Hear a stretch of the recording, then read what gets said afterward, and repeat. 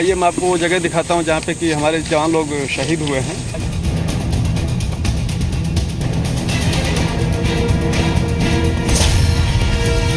गांव वालों के शील्ड बना करके उनके भेष में आकर के हमारे जवानों की उन्होंने धोखे से हत्या की है।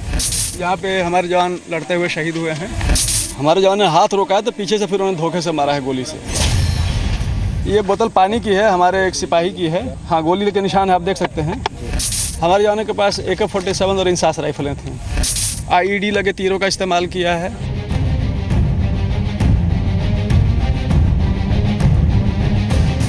लगभग 1/3 महिलाएं थीं उनमें। ये तीर का अगला हिस्सा है। हाँ, एक्सप्लोसिव भरा हुआ होता है इसके ऊपर।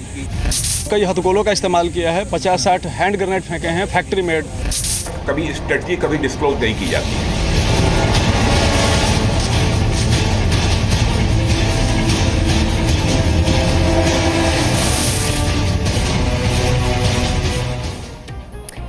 नमस्कार, आप देख रहे हैं जी न्यूज। मैं हूं आपके साथ में मानसा मलिक। छत्तीसगढ़ के सुकमा में नक्सलियों ने घात लगाकर किए हमले में CRPF के 25 जवानों को मार डाला।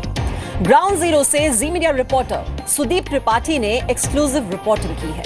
हमले की जगह से एक एक तस्वीर सुदीप ने हम तक पहुंचाई है। ये रिपोर्ट देखिए आप। जैसा कि हम सभी जानते हैं कि दोरनापाल जगरगोंडा सड़क का निर्माण हो रहा है और यह सड़क अत्यंत सामरिक और आर्थिक और सामाजिक महत्व की है। तो इसको माओवादी बनने नहीं दे रहे हैं। इसके बनने के लिए CRPF सुरक्षा प्रदान करती है। कल सड़क निर्माण के लिए ही 74 बटालियन CRPF की ट्रुप्स यहाँ पे सड़क सुरक्षा ऑपरेशन के लिए आई थी। ये जो दाहिनी तरफ आपको चट्टानें दिख रही हैं और इसी के साथ साथ आगे तक पूरब दिशा में जो CRPF की डेल्टा कंपनी है 74 बटालियन की, उसके ट्रुप्स पोजीशन में थी। दुश्मन इधर और इधर झाड़ियों में था, उन्होंने फायर किया है और साथ में कुछ सिविलियन के भेष में भी आए हैं, उन्होंने इन्फिल्ट्रेट करके फायर किया है। इसके अलावा सड़क के उस पार भी हमारी पार्टी थी, सड़क के उत्तर की तरफ, तो गांव वालों को शील्ड बना के यूज़ किया गया और गांव के घरों में से भी माओवादियों ने फायर किया है। उस कारण से नुकसान हुआ है। आइए मैं आपको वो जगह दिखाता हूँ जहाँ पे कि हमारे जवान लोग शहीद हुए हैं। आइए और बताते हैं।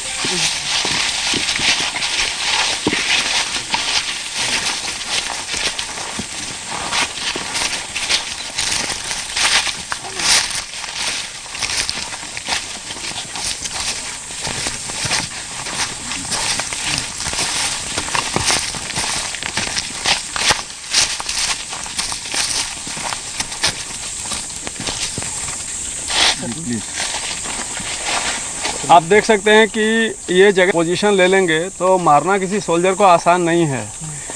वो क्या है कि कुछ गाँव वालों के भेष में भी थे और धोखे से भी मारा गया है। और सामने आपको गड्ढा दिखाई देगा, वहाँ भी हमारे एक जवान की पोजीशन थी। तो हमारे उसका क्या अर्थ है? What does that mean? What happened exactly? How did they infiltrate? What did happen? What happened is that you can C a village there is nearby. They keep moving around here. It is their area. Right. Nobody can stop them from venturing in their area. So they keep coming here and there. It fired at us. And that is another position. I can take you there. तो पहचान करना आसान नहीं होता क्या? पहचान करना आसान नहीं होता है इतना। पहचान करना आसान नहीं हो पाता है। ऐसा है कि सिर्फ इसी गांव वाले यहाँ नहीं आते ना, अगल बगल का गांव वाला भी कोई आ रहा है, कोई अपने रिश्तेदार से मिलने जा रहा है। तो अब सबको तो आप नहीं पहचान सकते हैं। वहाँ भी पोजीशन थी एक जवान की। SLR नहीं है, खोखा मिला है ना? नहीं, राउंड मिला है। दिखाना। ये SLR ये अपना नहीं है, ये माओवादियों का लग रहा है। अच्छा, क्योंकि उनके पास SLR काफ़ी हैं। हमारे पास ज़्यादातर AK-47 वगैरह हैं, इंसास हैं।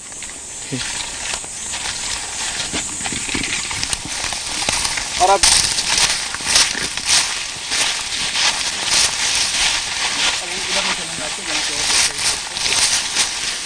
चार यहाँ पे शहीद हुए हैं सर।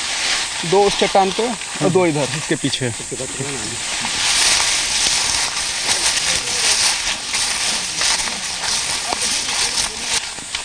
हमारा अंदाजा है कि 7-8 लोग मरे होंगे। अच्छा। Like this. So they were across the road also and they were nearly 150 to 200. अच्छा। and they were fired at from the village also. Sir, so because they were firing from the village, you couldn't retaliate and come this side. Is that right? From across the road? Yes. Apart from firing at us from houses of the village, they also placed the general public ahead of us. अच्छा. Human shield का इस्तेमाल जी, human shield का इस्तेमाल किया उन लोगों ने. आइए.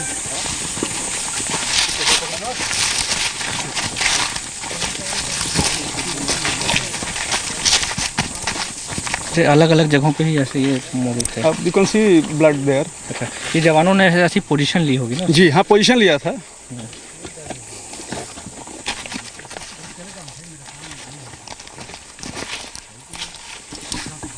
What is that a shell of, sir?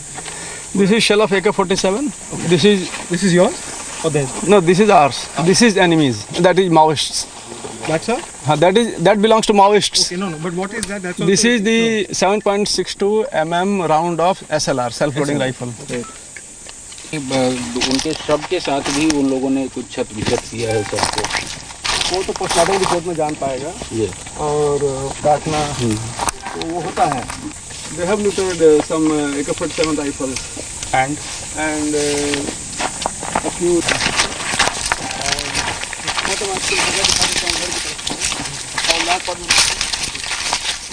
वही पेड़ है जिसके नीचे था.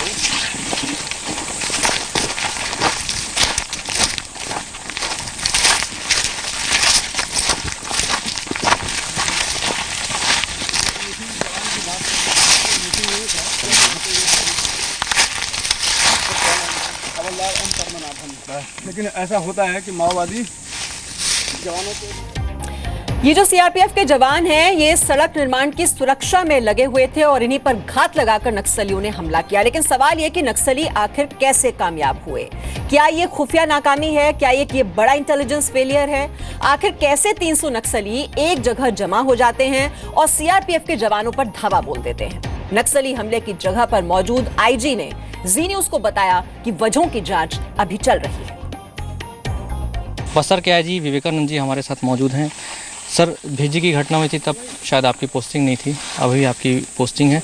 ये पूरी जो घटना हुई है, क्या इसमें नज़र आ रहा है? किस तरीके का फेलियर है या फिर जो इस इलाके में नक्सली हैं वो कुछ ज़्यादा ही हावी होते जा रहे हैं और रोड ओपनिंग जो है वो उनका एक सॉफ्ट टारगेट बनता जा रहा है? बेसिकली आप इसको ऐसा मतलब समझ सकते हैं कि जब रोड का कंस्ट्रक्शन या कहीं पे ब्रिज का काम चलता है तो उसमें उनको सुरक्षा देने के लिए मज़दूरों को, ठेकेदार को, जो इंजीनियर काम करते हैं उनको सुरक्षा देने के लिए पार्टियां निकलती हैं. तो एक आप प्रेडिक्शन, ये प्रेडिक्टेबल हो जाता है कि पार्टियां निकलेगी और जहाँ पे काम चल रहा होगा वहीं आसपास इनके द्वारा पोजीशन लिया जाता है. परंतु प्रतिदिन इनके द्वारा जो लोकल सिचुएशन उसके आकलन करके अपना पोजीशन बदलते रहते हैं. परंतु ये निश्चित ही है, ये प्रेडिक्शन कर सकता है कि जब काम चल रहा है, प्रोडक्शन दे रही है, तो इसी एरिया में आसपास कहीं पे उनके द्वारा पोजीशन लिया गया होगा. तो ये है. चूँकि आप अगर देखेंगे पिछले 1.5 वर्षों में, 2 वर्षों में अगर बस्तर रेंज की पूरी अगर सिचुएशन को देखेंगे तो नक्सलियों को काफ़ी क्षेत्रों से पीछे धकेल दिया गया. कुछ क्षेत्रों में उनकी संख्या बहुत ही कम हो गई है. तो लगातार नक्सलियों की ये कोशिश है और नक्सलियों के लगातार फ्रस्ट्रेशन है कि किस प्रकार से जवानों को नुकसान पहुंचाया जाए.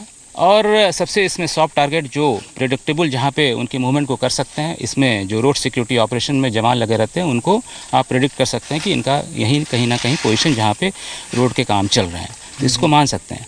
परंतु लोकल सिचुएशन और जो लोकल कमांडर होते हैं उनको प्रतिदिन जैसा सिचुएशन और जैसा फीडबैक गांव से जो सूचनाएं मिलती हैं, उनके सूत्रों, अपने सूत्रों से सूचनाएं मिलती है, उनके लगातार अपने स्ट्रेटजी को लगातार चेंज करते रहते हैं. आप सर लंबे समय तक इंटेलिजेंस में भी रहे हैं, तो इंटेलिजेंस फेलियर ये किस तरीके से हो जाता है और जानकारियां जो हैं वो नहीं मिल पाती, क्योंकि जो नक्सली हैं वो पिछले कई दिनों से अपने एम्बुश को प्लान करने में लगे होंगे?